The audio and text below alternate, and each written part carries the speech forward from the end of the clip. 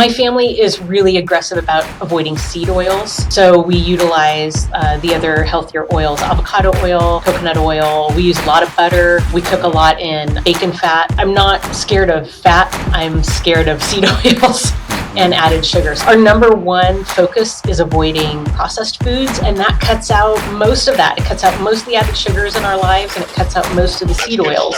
Today's guest is Dr. Teryn Clarke, a board-certified neurologist who helps people proactively improve their brain health and prevent Alzheimer's disease and dementia. Today, we talk about fascinating topics like the impact of sugar on the brain, the benefits of fasting for brain health, the dangers of inflammatory seed oils, and practical ways to keep our brains sharp well into old age.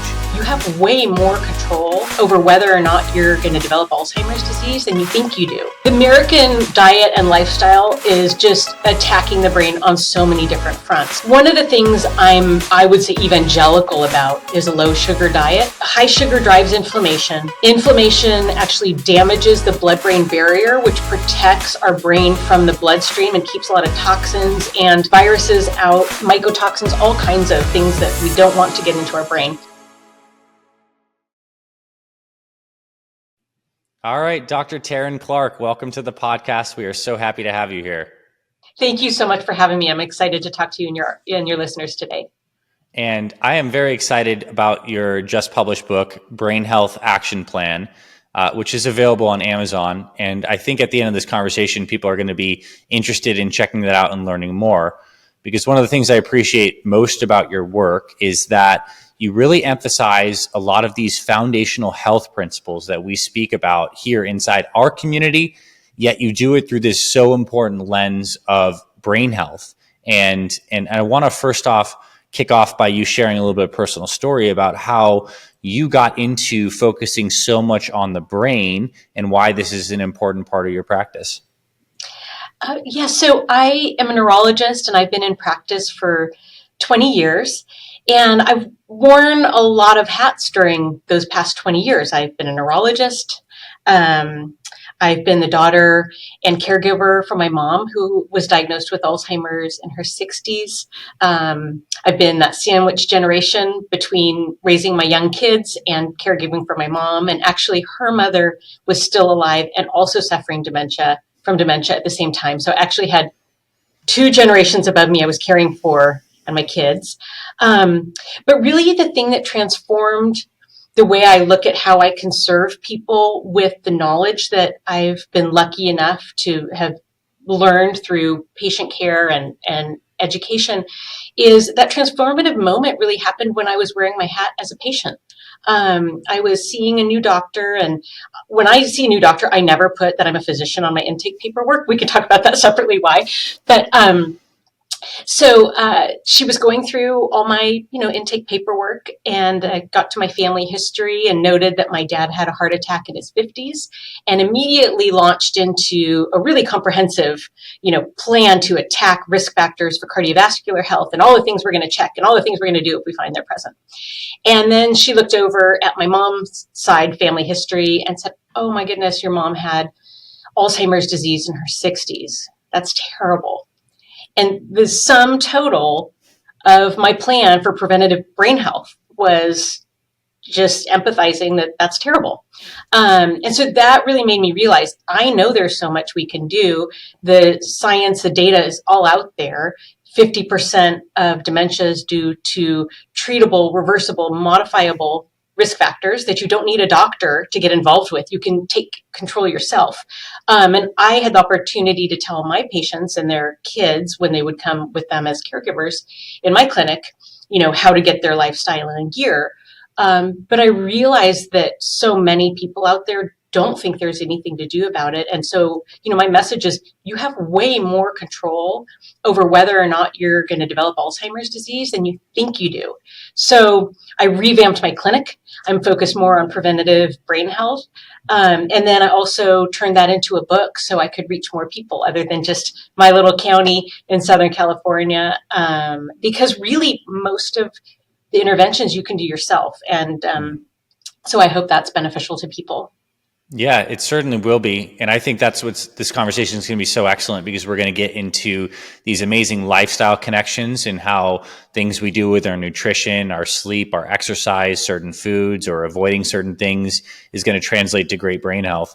Um, when I look into end of life and I just go out, maybe like we're talking about the seventh, eighth, or ninth decade of life for many people, it seems to me that the quality of your life at that period is going to be based on your mobility with your physical structures, like how good is your spine, how good are your joints, how much can you move, and then the other aspect of that is probably like how sharp you are cognitively, and if you have certain decline and how much function you have. I think these videos that go viral on the internet where you see like that 100-year-old woman who's still out there like exercising and as sharp as a tack and giving an interview with great life advice is so inspiring to us because there's a part of us that wants to have that kind of life energy and that kind of sharpness into old age, which means we inherently must take care of this super precious central processing unit, the brain, that takes up like 20% of our metabolism, but we completely disregard its importance. Can you kind of speak into that? Yeah, I mean, the 20% of our metabolism is really important because it helps you realize our brain is a relatively small organ. But because it gets such a disproportionate amount of blood flow, it's getting a disproportionate exposure to all the metabolic problems. So, Mm, we may be thinking about we don't want to eat too much sugar because of diabetes. All the body outcomes of those lifestyle choices, but the brain is getting those at an amplified rate. So, of course, my focus is on brain health because I just think it's the most important. I agree. I want to be that 100-year-old lady doing kettlebell swings, being yeah. like, feisty and sharp at 100. That's my goal. So I can totally embarrass my kids for as long as possible. It's a major goal of mine. But those people don't get there by chance. They get there because of their lifestyle habits throughout their lifetime, whether or not it was their goal or it just happened to be the habits that they enjoyed doing. Um, but the other side effect of living a brain healthy lifestyle is that it also does domino effect into your body. I mean, I don't Hmm. have my patients weigh themselves. I don't think weight is a good measure of health and body composition change, but I do have them measure their waist. And I actually Hmm. usually have them measure in centimeters because it's less sensical to them. Yeah, Um, that's smart. yeah, I mean, that's why brain health suffers out of proportion to the rest of the body when we have excess toxins or lifestyle changes that aren't healthy. And I've heard it called like early onset dementia or just dementia in general that might be considered like type 3 diabetes or diabetes of the brain or something like that. And so it sounds like you're echoing this very similar idea that Yeah. elevated blood sugars, poor glycemic control, let alone like toxins from crap foods or whatever is basically just getting into the brain through all this amazing blood flow that it gets and wrecking it and causing all sorts of damages, maybe like cellular damage or plaque in some instances. So I guess let's talk about that a little bit more. Talk to us about from the vantage point of like the scary bad stuff, like what happens if we are kind of following the standard American way of living. We know we have inflammation, we have regular bloating, we're Yeah. overweight, we're eating sugar all the time, blood sugar's all over the place.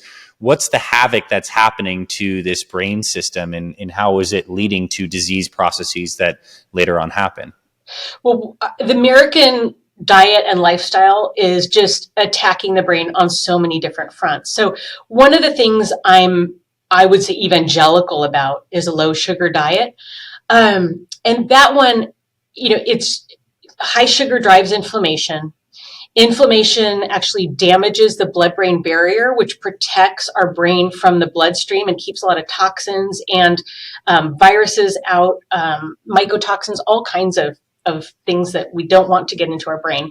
So that's one problem with Mm-hmm. inflammation. But when we talk about elevated sugar in the American diet, and I'm talking more about refined sugar, added sugar, not natural fruit sugar Mm-hmm. that's in an actual fruit still, not processed into something like orange juice or something. Mm-hmm. But that any of that sugar that's unbound just bombards our system. We get a rapid spike in our blood sugar, and then our body responds with a big spike of insulin to push it into our cells so that our cells can metabolize it and use it for energy.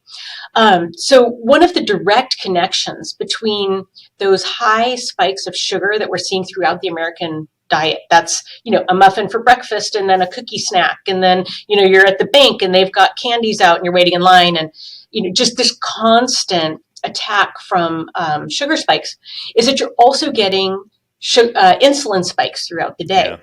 And insulin is broken down by an enzyme called insulin degrading enzyme. And that sounds well named. It can't just get disposed of by our system. Our system has to break it down before we can get rid of it.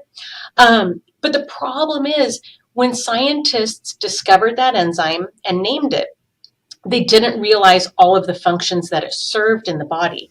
So another protein that it breaks down is a protein called amyloid.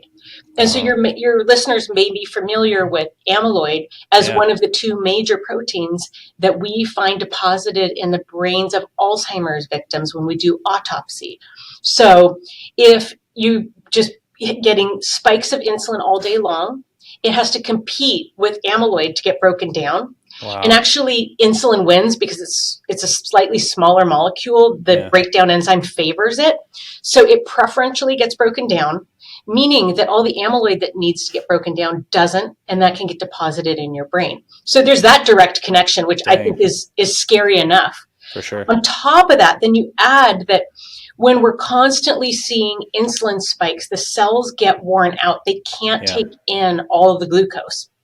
So they start to get resistant to insulin, and that's where we get insulin resistance. And so you've got sugar, you've got high sugar, you've got high insulin, and it's all still staying in the bloodstream. Yeah. And this happens throughout the body, and the brain is no different. So the brain actually gets insulin deficient. The big challenge with the brain is because it needs so much energy, and then it can't take in response to what it needs. So then you feel brain fog or fuzzy because you're not functioning on all cylinders. You're not getting the fuel you need.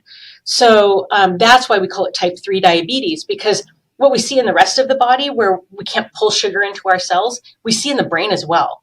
So, sugar, it's hard. People always ask, like, if you could counsel people to do one thing. I mean, I can't really pick one, but sugar's high on my list of first interventions because it's so effective. Yeah, that's powerful. I didn't actually know that about the insulin degrading enzyme and how that's amyloid. That's a really cool connection. Isn't that scary? Yeah, I mean, it's all there. Like we've got to cut down sugar. And there's so many sneaky sources of it. I myself was a huge sugar addict, which if you read the book, you'll read my story and hear how naughty I was. I was easily taking in more than 100 grams of added sugar a day. And then I saw a great movie with my kids, because I'm that mom who took them to see Fed Up in the theaters. And it really opened my eyes to what sugar was doing and how prevalent it was. And I started looking, I'd never thought to look at my fancy coffee drinks that I was very addicted to. And I really woke up to sugar, and I got really aggressive with my dementia patients at the same time.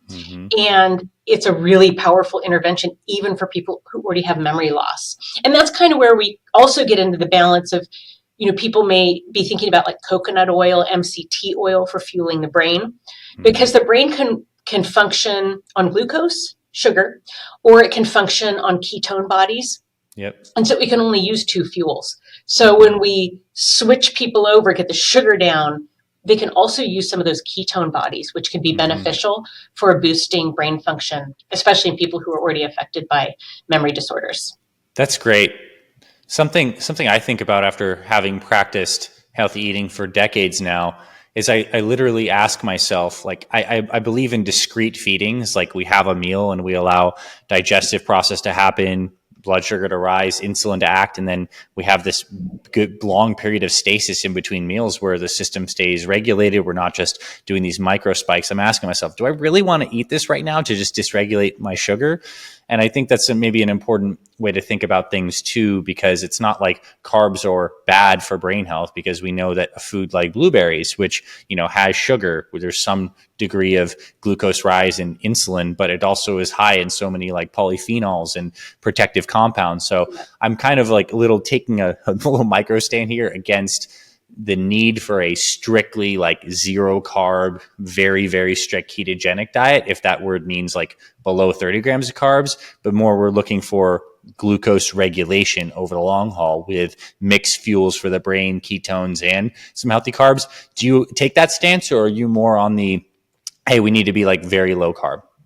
I'm more with you.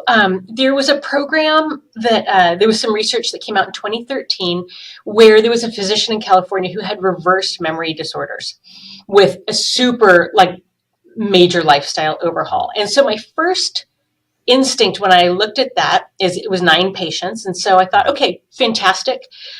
When he redoes that study with 10,000 patients, then we'll see which intervention was so critically important and which one we should do. And then, as the years went on, I realized, okay, it's not any one of the interventions, it's all of them. It's a holistic approach to mitigating these lifestyle risk factors. And I had some patients who came to me to try to do that program, that intense lifestyle program. And it was ketogenic diet, enough meditation and yoga that one of the patients in the study became a yoga instructor. It was so beyond what most people can do that the patients who we tried to do that, and they were motivated, they universally failed and they felt terrible about it. Their caregivers couldn't manage the amount of supplements, the diet. The patients weren't putting up with the ketogenic diet, and then they were rebounding. And as you know, if you cheat on the ketogenic diet, it's like so much worse than doing a moderate kind of diet. Right. So my approach with my patients has been much more moderate and something they can accomplish that will make a huge difference in brain health. And that is trying to get to the American Heart Association guidelines for added sugar, which is 36 grams a day for men and 26 grams a day for women. So we shoot for that. We look for hidden sources of sugar, and that's manageable and people can do it. And that amount of sugar will reverse insulin sensitivity, insulin resistance in most folks. So it will really undo most of the metabolic issues. Yeah. And they can actually do it. And that's another reason I wrote this book. There are some books out there, they're so dramatic. Nobody can possibly embrace those lifestyle changes. And so they do nothing. Mm-hmm. And so I'd rather have people, start small, little tasks, build on them, and they really can change their whole lifestyle, but it can't happen overnight, and it can't happen starting out feeling deprived. So I take a moderate approach, and those, getting down to those guidelines makes a huge difference because most Americans are eating 3-4 times that amount of added sugar. Yeah, but to go from that to zero or to under 30 grams of carbs a day, it's just whacks out their system. They don't feel good and they're not going to do it. And then they're not getting out of their brain fog because they're in that, they're just not feeling good. It doesn't work. I like that. I like your approach to that. And that seems very, very doable. 30 grams of added sugar. I think most people listening to this podcast are probably doing less than that, for sure. So that's really cool and promising to know. And that's added sugar, like the stuff, if you looked on a box labeled, I would say we have added these sugars into it, not necessarily like sugar that's coming from a piece of fruit or something you had. That's cool. Yeah. And another thing I'm not suggesting that people should have 36 grams a day. I think that what I've seen happen with most of the people that are my patients or clients is, we aim towards those. They get rid of their daily mocha, or, they get rid of some of these big offenders. And once they get to that level, their palate has shifted towards more of a savory seeking palate. And so then they're not craving sweets, and they usually stay under that. For the most part, quite a bit under that added sugar recommendation. And then the days when you splurge because somebody's birthday, we just celebrated my mother-in-law's 90th birthday. I'm not going to sweat it that I had peach cobbler with ice cream. Because most of the week I'm so low on sugar, added sugar. And when you're insulin sensitive, your body probably handled that great. If we actually measured your glucose during that time, it probably you had a spike to 140 and you were back down to what you needed to be in 90 minutes or maybe less. So that's fantastic. And also I think you make a strong case in that because this whole insulin sensitivity is huge for brain health and why we exercise and why we should. Whole body blood flow, greater insulin sensitivity. So speak into the exercise aspect of this. The exercise aspect is fantastic for insulin sensitivity, certainly, for mindset, certainly. The one thing I think The way I think about it that keeps me motivated, I mean, I do Pilates most days and Hmm. I walk the dog every day. I don't necessarily do another walk, but I do have a desk job.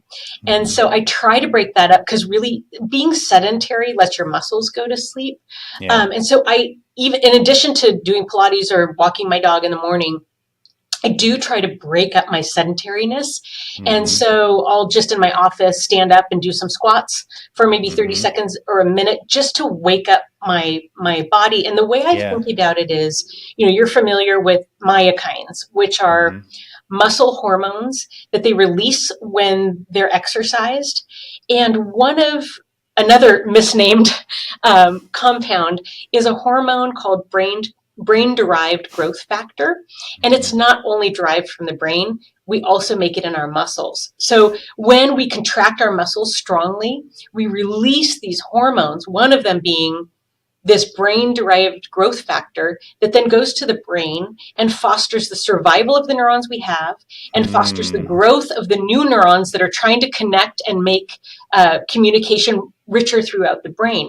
Mm. So the way I think of it, and it's really motivating for me, is when I'm sitting here and probably right after we finish talking, I'll get up and I do a bunch of squats because you're moving your biggest muscle Yeah. groups. So you're getting the biggest push out of those hormones that you can for the time you're using. And Yeah. that's how I think about it. Like, I just want to get those good, healthy compounds flowing around my bloodstream and going to my brain. So it's increasing blood flow, but in Mm. that blood flow, it's putting these great, healthy compounds into the bloodstream and they get to the brain. So that's something that I think, you know, even if people are already exercising, they can do that a couple times throughout their day.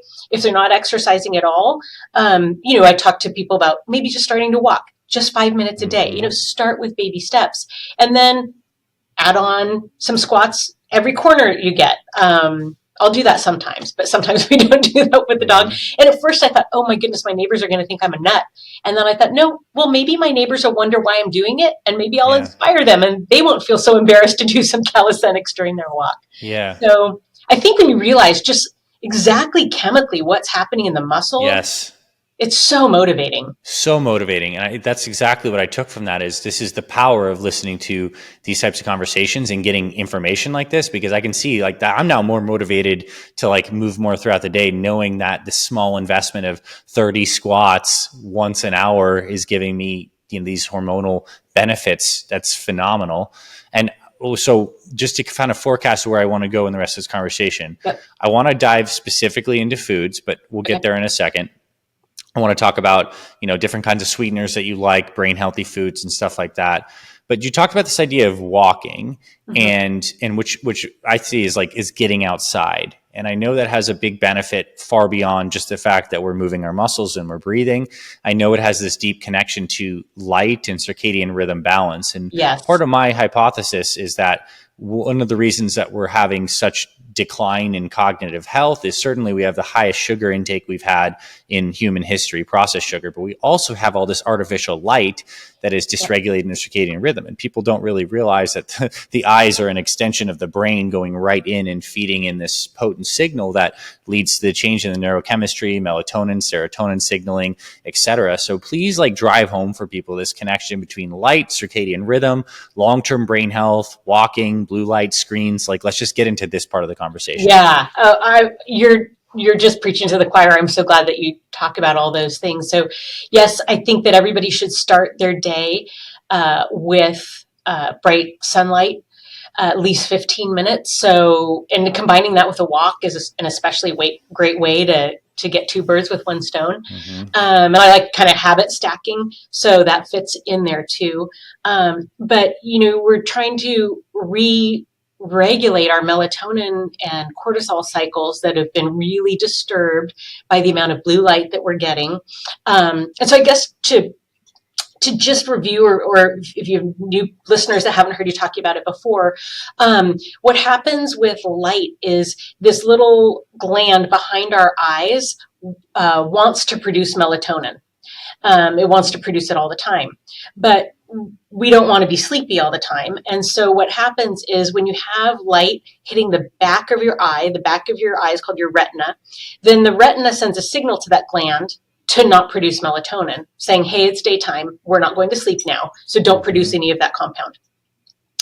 So what would have happened 100 years ago is the sun goes down, we're at home, and you have overhead lights, you have some lamps, but it's not this blue light that's hitting your retina in the same way. It's mostly overhead, and it used to be a different light frequency.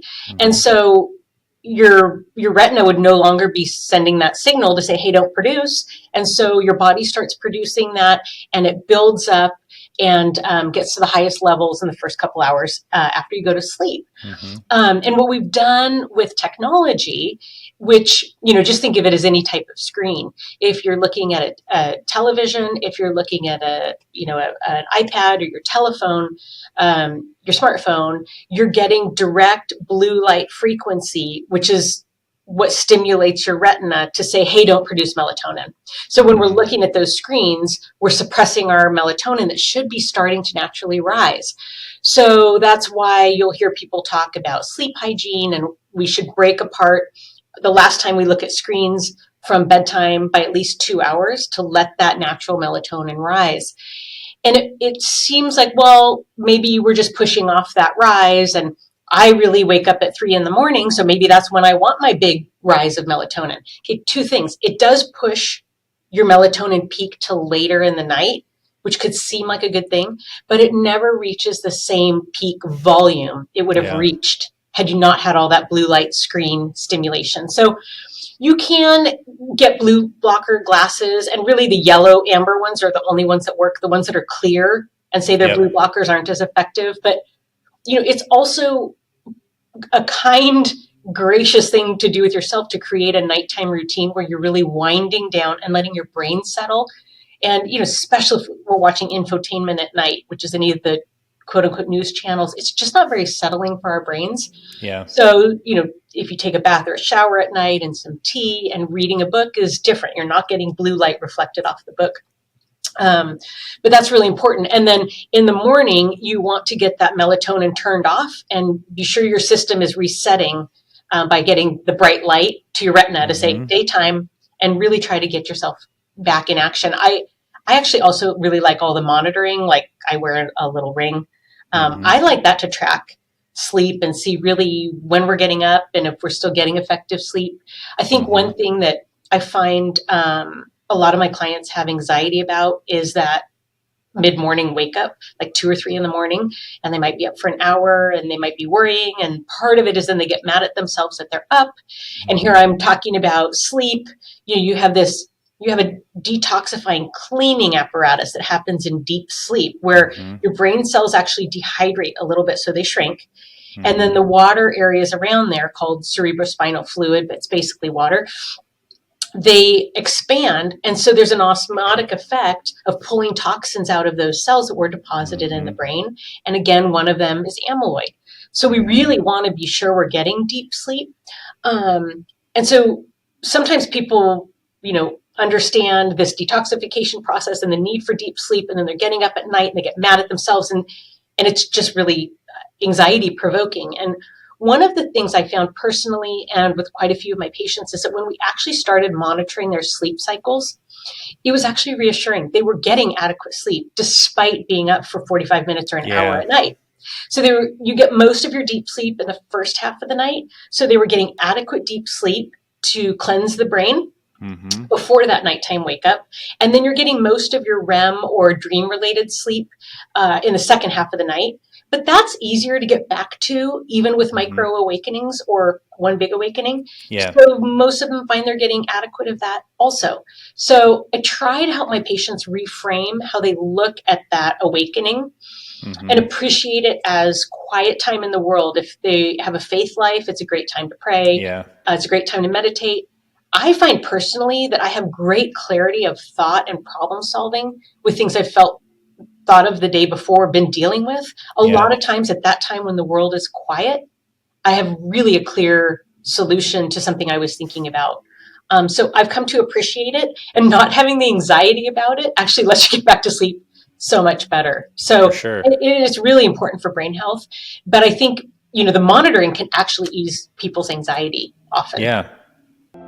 The new science is super clear. Mitochondria are essential for optimum health and longevity. See, mitochondria are the battery packs inside all of your cells that create ATP, giving you cellular energy. And as we age, our mitochondria become damaged and dysfunctional, leading to low energy, brain fog, fatigue, and slower recovery from exercise.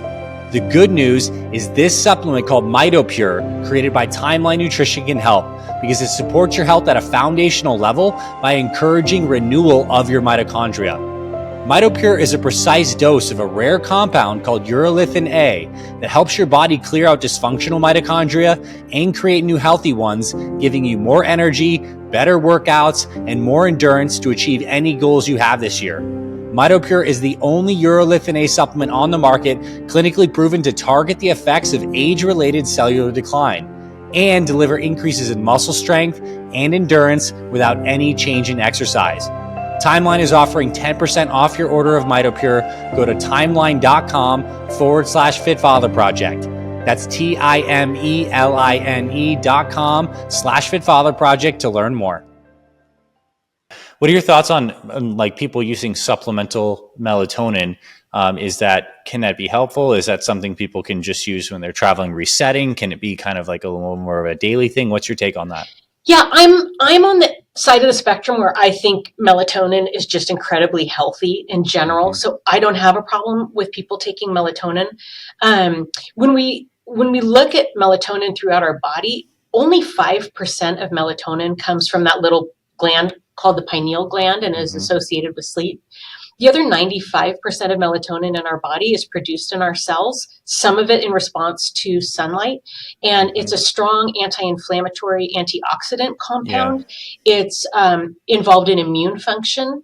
It's, in fact, in 2020, 2021, people who were addressing treating the immune system, trying to boost it, keep it healthy, or treating acute COVID were with using melatonin. Yep. Because of the immune health benefits. So I'm on the end of the spectrum where I think that supplementation's fine.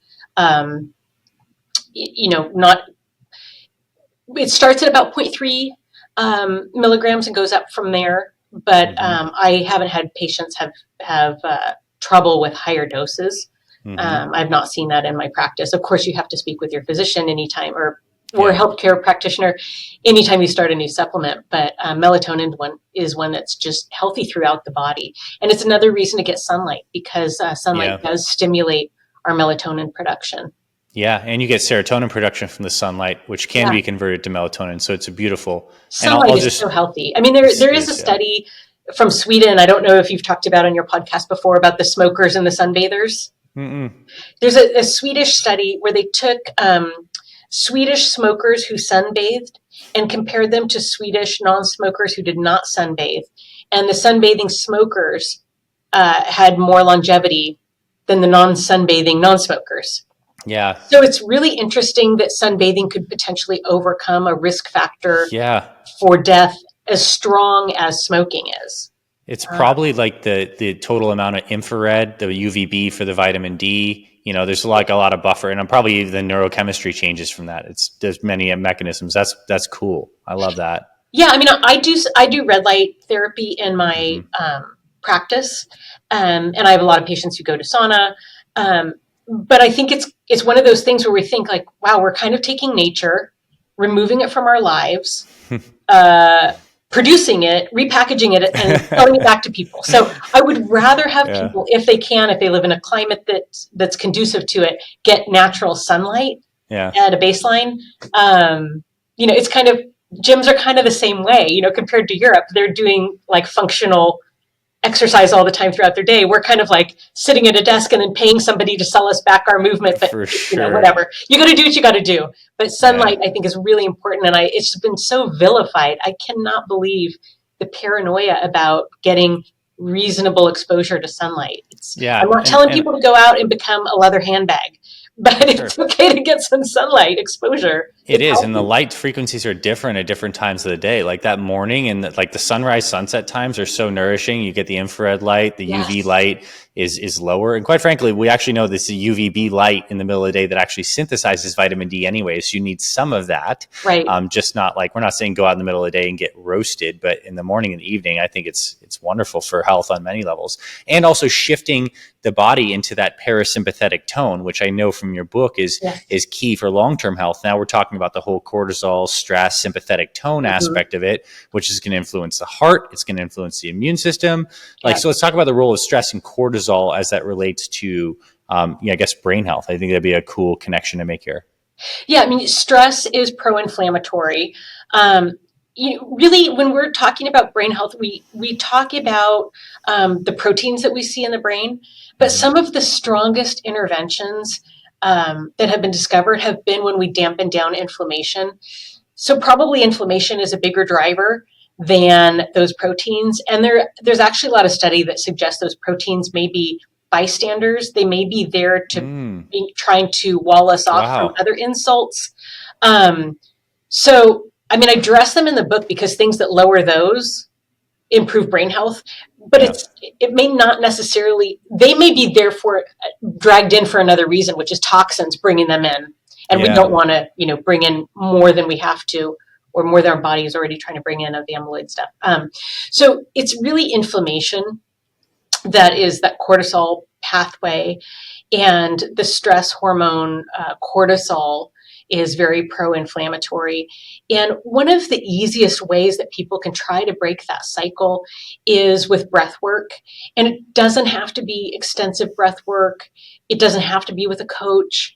It can just be anytime you breathe into your abdomen, you're expanding the bottom parts of your lungs, and that's what stimulates your parasympathetic or rest and digest nervous system. If you think, like, if you just try to breathe just in the top of your lungs, just like, I mean, it's very unnatural, but you will make yourself feel anxious because you're stimulating your sympathetic nervous system. And I don't at least naturally think to breathe into my abdomen and really expand it out as much as I can. And it just relaxes you within moments. So I think that's a great thing to do. When we wake up, our cortisol level's naturally high. That's what helps wake us up. It helps us get out of bed. We need that. But after a bit, we might want to take some deep breaths and start settling ourselves down. The other thing I think that is a big cortisol trigger that gets our cortisol too high, even first thing in the morning, is looking at our phones right when we wake up. So, a lot of people, I would say a lot of us, but I don't do it because I'm really motivated not to do it, but wake up and check our phone immediately. And no matter what you're finding there, if you're looking for texts, if you're looking for emails, but certainly if you're looking at social media, there's going to be something that triggers a negative response and a bump of cortisol stress. No matter what it is. If you're looking for an email, it's not there. If you're likely to bump against something. And so when that's a habit and we're waking up every morning and doing that, we start to predict that. And that will also start to interrupt sleep. So that's something I think people can really do to curate their morning. I love watching the sun come up. I like walking when that happens. That's, kind of spiritual for me. But curating your morning to be healthy. So, the sun's coming up, I'm getting that morning light. I have not looked at my phone. If people are looking at the phone, first go to half an hour. Don't look before half an hour after you wake up, and then go to an hour if you can. Really try to box that back into your work time. It's not bringing joy or health in general. So, and I always tell myself, I'm just not that important. Nobody really needs me at 5:50 in the morning. So I can wait till I'm, really started my day. But I think addressing that, breathing, taking the stress activities out of your morning that aren't necessary is really beneficial. For sure. And just think of the cascade, that one habit alone, creating that space in the morning, changes your nervous system, changes your cortisol, keeps you proactive instead of reactive, which is going to influence all sorts of decisions later in the day.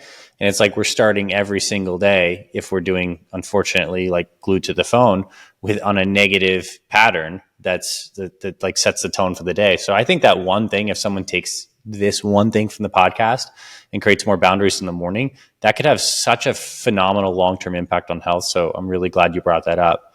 I want to shift gears a little bit towards the back part of this conversation and ask you a little bit more about like the foods that you do for optimum brain health. Like, we see some lists online of like, these are the best brain healthy foods, walnuts, blueberries, etc., salmon. Like, what do you believe are the important foods that you try to focus on, like brain, quote unquote, superfoods, for lack of a better term? And what does your kind of family nutrition look like? What do you counsel your patients to do? Oh, such a great question. So I really like healthy fats. So big parts of my diet are avocado, eggs. We eat a ton of really healthy eggs, from farmers directly.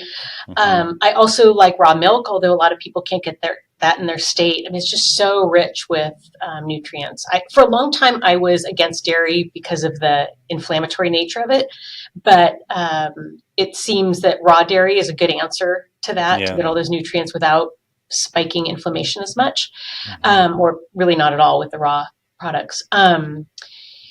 Lot of protein, and for me, it doesn't have to be lean protein. Protein with fat is fine. So a lot of red meat, not even as much chicken, but red meat and fish predominantly, and fatty fish as well, like tuna. And then my family is really aggressive about avoiding seed oils. So we utilize the other healthier oils, avocado oil, coconut oil. We use a lot of butter. We cook a lot in bacon fat. So I'm not scared of fat. I'm scared of seed oils and added sugar. So I think, our number one focus is avoiding processed foods, and that cuts out most of that. It cuts out most of the added sugars in our lives, and it cuts out most of the seed oils. So that's really the focus of my diet. Lots of berries. And I'm trying to think what else.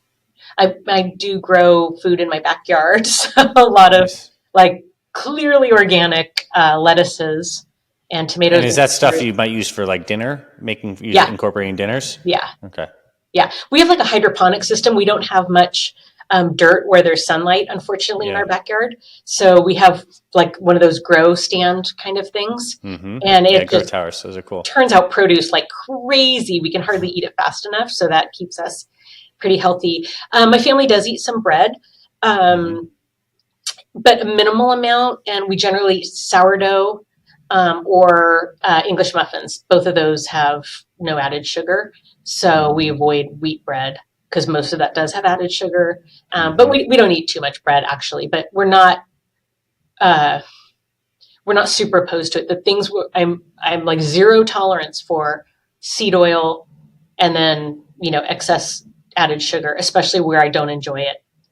So let's talk. I mean, I think many people listening would know what seed oils are specifically in the category, but like spend a couple minutes talking about the common seed oils, where they might be found in the hidden sources of them and the overt sources, and again, why people should avoid those. Okay, yeah, great question. I'm so married to that recommendation that I forget that everybody isn't as into it as I am, or hasn't looked as deeply into it as I am. So the seed oils, they're going to be canola oil, vegetable oil, which is almost always soybean oil, safflower oil, sunflower oil. So they're oils that are actually pressed out of seeds. If you look into the history of them, which I hope you will Google after you hear this talk, you'll find that they were just like an industrial byproduct. It started with cottonseed oil, and like, what do we do with this leftover oil? And it was a machine lubricant. And then it was like, oh, well, we could actually use this to feed people. So they didn't come from a good place in the first place. But the process of getting those oils out of the seeds themselves requires a lot of processing. Part of it's chemical, which can leave residues behind that are quite toxic. But those oils are very unstable, and so they oxidize easily. And we talk about healthy things like antioxidants, like blueberries contain the phenols. These are very pro-oxidant, which is pro-inflammatory, which is pro-damaged inside of your cells, inside of your brain. And what you maybe, so I should also say, it sounds like, how are they different from things like avocado oil, coconut oil, olive oil? Those are pressed from the flesh of the fruit, so they don't require the amount of processing, and they're not as unstable. So that's how they differ. These seed oils are super cheap, so they're a major ingredient in almost every processed food. When you're reading labels, you'll find them everywhere. Things like mayonnaise, it's the top ingredient. It's really sad when you start looking. You just realize those are most in salad dressings, salad mayo. dressings. Yeah, even some of the like avocado goods. oil mayonnaise will still have half of or olive oil mayonnaise will still have seed oils in it. So you really have to be careful. But part of the problem with those is that they oxidize really easily, and so especially if foods are fried in them, anytime they oxidize, they produce this compound called 4-hydroxynonenal, which we just call HNE for short, thankfully. But that is like a super oxidant, and it not only will get into the cells and damage them, causing irreversible damage, but it will convert other cells into oxidants. So it's kind of like a firestorm of oxidation from this toxic compound. So that's number one, why they're bad. The other reason that they're bad is that they are full of omega-6 polyunsaturated fatty acids. And we think of omega-3 PUFAs, polyunsaturated fatty acids, as anti-inflammatory, and they are. But the omega-6 ones are pro-inflammatory. And we've very much gotten our natural balance of intake of these two different types of omegas out of balance. So before we discovered cottonseed oil as a machine lubricant, we had a ratio of omega-6s to 3s of about 2-1. And that's a ratio our body can handle without inflammation getting out of control. But since the advent of these and the massive consumption in our diet, we're up to a ratio of 15-1 of 6s to 3s. And our body can't handle that and prevent the inflammation that it causes. So that's a big problem. And so I don't want that to be taken as, okay, well, we should just be loading up on omega-3 fatty acids and take tons of supplements to balance the ratio. It's also an absolute intake problem. So we don't just want to say, oh, we're taking excess of 6s. Let's just bump up our 3s. We've got to get the 6s down. So it's really amazing to me when I go and I see these big vats of seed oil. Corn oil is another one, and there's a big label on the corner that's like heart healthy, and it couldn't be farther from the truth. They're driving heart disease and atherosclerosis, and they're so inflammatory in our arteries, and so they're decreasing blood flow to our heart, to every organ in our body, and including our brain. So it's really important to try to get rid of those. If you can, just commit to, not eating fried food. Like, I don't eat French fries out anymore. I like French fries. Maybe I'd have them once every 2 or 3 months. I just don't crave them anymore because I know how bad that vat is, because it gets heated up every day. It cools down every night, and it's used for 2 weeks. So the whole vat is just full of HNE that's going to get in the food. So that might sound crazy to people, and you might think I'm a wackadoodle because I almost never eat fries. But if you love fries, okay, cut down by 1 time a week. Cut down by 2 times a week. Get to only 1 time a week you have fried food out. That will make a difference in this volume of omega-6s. So any little change you make, you don't have to be as, committed to it as I am, but start moving towards that. It really will make a difference, because we just can't tolerate 70 years of these fatty acids building up in our system, because they also fill up in our fat cells. And then when we burn them out of our fat cells, our body generates that H&E. As part of that, it's just like a mini fryer. So, volume really matters here with these seed oils. So wherever you can cut it down, get rid of them at home. High heat, I generally recommend avocado oil for cooking, or coconut oil, or fats, butter. And then olive oil and avocado oil for dressings. Nice. Last question I have for you on the nutrition front is, what is your take on fasting and brain health? Like, it could be daily intermittent fasting. It could be deeper fast for 72 hours, maybe longer. Like, what's some of your take on the research? How does fasting go with long-term brain health? Great question. Fasting is fantastic for brain health. It's also fantastic for focus in the short term, which really is my measurement for any of these interventions. Since it's hard to know, like, okay, well, is my brain healthier? How do we know? You know because you feel sharp and focused. And I think that fasting is one of the ones where you see that focus um, come to be the quickest in Yep. terms of all the interventions. So I wasn't really reliably fasting before I wrote the book. And writing the book made me think, no, I really need to embrace these things 100%. And it's wonderful. So I think that, everybody at least needs to get back to only eating in a 12-hour window and then not eating in a 12-hour window. Like at a minimum, you don't need to talk to a doctor about that or a nutritionist. That's just basic. I mean, Yeah. evolutionarily, ancient man used to only eat 4 hours a day most days because they didn't have access to food. And so most of our day was spent in a fasting state, and our body's built for that. But our food has evolved so much more quickly than we have. So now most people are eating the majority of a 24-hour period. And what happens, when you finish eating at the end of the day, we get back to the insulin story. So you finish eating at the end of the day, you use up you're running on those calories that you ate in that last meal, and then those run out. And so then you switch over to sugar that was stored in your liver during the daytime called glycogen. And that liver sugar will last for anywhere from 10 to 14 hours on average. After you get through that, then your body switches over to ketosis, where it starts burning fats for energy.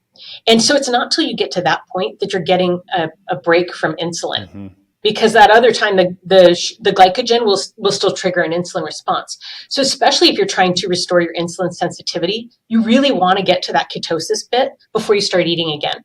Because we can run on ketones or sugar, but the minute your body has sugar to run on, it will switch over. It won't run on fat anymore. So, people can start with, if they don't think they can go more than the 12 hours, they can switch their breakfast to a completely carb-free breakfast. So they're not seeing any sugars. That's one way to do it. You could eat eggs, meat. So you would still be stretching out how long you're running on ketones before your body sees sugar again. But once people get to that 12-12, then maybe they push it to 13 hours between last calories of the night and first calories of the morning. They'll find success pushing back later. I mean, we've all had that experience where we had a busy day and it's 2 o'clock in the afternoon and we realized we never had breakfast or lunch, and my goodness, I wasn't even hungry. Compared to waking up and having toast early, you're hungry an hour later, right? There's no way you can make it to 2 on a piece of toast. So fasting is really important for restoring that glucose sensitivity, for giving your brain a break from running on sugar. And universally, the studies that have looked at it in brain health have been positive. And there's a lot of data on it, actually, because so many populations fast for religious reasons. It's a really easy intervention to study on like population basis. So you get really good data. You're not asking people to enroll and seeing if they're cheating. You can really study hundreds of thousands of people at a time. So I love fasting. I have, my pattern is I try to do like a 14-10 or 15-9. Once in a while I get up to a 16-8. I used to just observe, like I finish eating at 7 and then this is the time I start in the morning. I start at 9. So I'm eating between 9 and 7. Now I'm more flexible because with summer we're eating sometimes later, which I wish we weren't, but it just happens that way, that I just kind of note when I stop eating. And then I set like, okay, so I'm not going to eat till 11 tomorrow. I'm not going to eat till noon tomorrow. Or a lot of times, like I'm not going to eat till 10 tomorrow. But then 10 comes and I'm not hungry. Or I feel empty stomach feeling and I have water. I have black coffee during my fasting. I have tea that's unsweetened. And water usually gets rid of that feeling. And the brain focus is phenomenal in that fasting window and beyond. So I would encourage people to embrace that. It sounds like so much deprivation, and it really is so much. I think it's easier to change your eating window than what you eat, actually. For sure. And you are preaching to the choir thankfully. Most people who are on our programs are doing intermittent fasting in some way, shape, or form. And if they do have breakfast, they're having a low carb breakfast as well. So that's good emphasis points there. And I found this super informative. It's there. And I'll just say this is really fun for me to learn some new stuff from you that enhances my knowledge and motivation. So I'm appreciative of that personally. And I know that a lot of people have a greater understanding of how all these body systems interface with brain health and then a long, healthy life. And obviously this is just a 1 hour conversation, tip of the iceberg. You have your book, Brain Health Action Plan. Please tell people where they can find that and how they can connect with you more deeply and how you help and serve people. Yeah, thank you so much. So yes, the book is on Amazon. It's also on barnesandnoble.com and walmart.com. My website is brainhealthactionplan.com, and I have a mailing list if they want to keep up to date with little tips and pearls that I will send out. And I appreciate the opportunity to talk with your listeners, and I appreciate what you do, because I think we're the same. When you feel good, you want everybody to feel good. You want everybody to feel healthy and empowered. So I really appreciate that opportunity. And if your readers do read the book and enjoy it, please leave me a review. It really makes a difference on Amazon, feeding their algorithm. So I would sure appreciate that. Thank you so much, Dr. Teryn Clarke. We'll talk to you soon. Thank you. Thanks for listening to this week's episode of the Fit Father Project podcast. If you love what you heard, please rate and review our podcast on Apple Podcasts. It really helps spread this show to more men who need this valuable info. To watch full video episodes of this podcast and other motivational videos to inspire your training and more, visit our Fit Father Project YouTube channel. It's free and everything's made for busy guys over 40 like you. Visit youtube.com/Fit Father Project to get access to our entire video library. And finally, if you or someone in your life is interested in becoming a fit father or needs help losing weight, building muscle, and living healthier after age 40, then visit fitfatherproject.com, where you can see our proven programs, supplement line for guys 40 plus, and free meal plan and workouts to get you started. This is Dr. Anthony Balduzzi signing off. I'll see you in the next episode.